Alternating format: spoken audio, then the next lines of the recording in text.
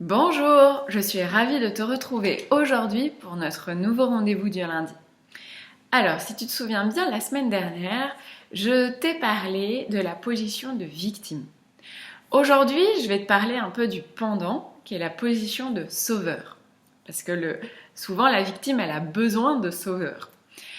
Donc le sauveur, pour te donner une idée, est-ce que tu aurais déjà entendu, par exemple, qu'on dise de toi, de façon ironique, t'es un peu Mère Teresa, toi, à vouloir aider tout le monde, ou alors, tiens, c'est quand même dingue, t'es toujours en train d'attirer les personnes à problème. Voilà, ça c'est le genre de petite phrase qui peut-être peut t'indiquer si tu es plutôt un profil sauveur ou pas.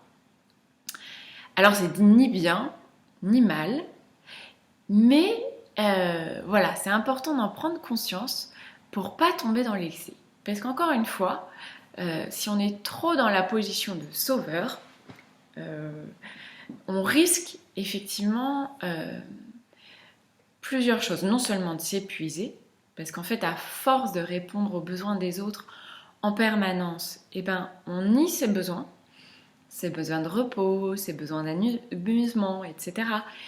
Et du coup, on peut effectivement s'épuiser. Donc, ensuite, on ne sait plus, c'est ce que je disais, quels sont ses besoins. Et on a une estime de nous aussi qui est dépendante de l'autre. Je m'explique. Souvent, le sauveur, quand la personne qui l'aide a réussi à résoudre son problème grâce à lui, il est content, il est fier de lui, il va bien. Inversement, si la personne qui l'a aidé ne s'en sort pas, il va voir son estime de lui fragilisée. Et ça vient du coup fragiliser l'estime du sauveur, puisqu'il le fait dépendre de l'autre. Or, notre estime de nous-mêmes, elle doit être indépendante du regard des autres, parce qu'on a de la valeur au-delà de ce que peuvent penser les autres, heureusement. Et enfin, la petite perversion qu'il peut y avoir dans la position de sauveur si on n'est pas vigilant, c'est qu'on peut réduire l'autonomie de la personne qu'on veut aider. Parce qu'on va anticiper ses besoins, parce qu'on va répondre à sa demande avant même qu'il ait pu dire quelque chose. Et du coup, on lui enlève sa part de responsabilité. Donc voilà, c'est la raison pour laquelle il est bon d'être vigilant sur la façon dont on sauve les autres. Et pour éviter ce genre de travers, je voudrais t'inviter à déjà apporter ton attention sur plusieurs choses. La première peut-être, c'est déjà de prendre conscience de tes besoins. Et pour ça, tu as un très bon outil, c'est ton corps. Sentir si tu as besoin de repos, si tu as besoin d'amusement, etc. Et déjà, ton corps, il peut t'aider à te reconnecter à tes propres besoins et pas uniquement à ceux des autres. Et après, une fois que tu as pu les identifier, je t'encourage vivement à ne pas hésiter à y répondre.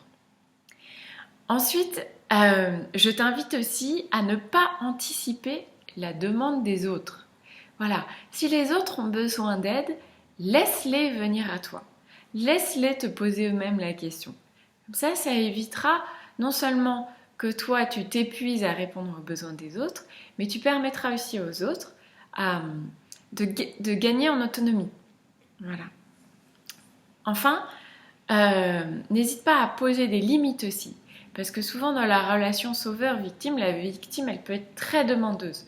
Donc voilà, n'hésite pas à dire non si tu sens que c'est pas juste pour toi.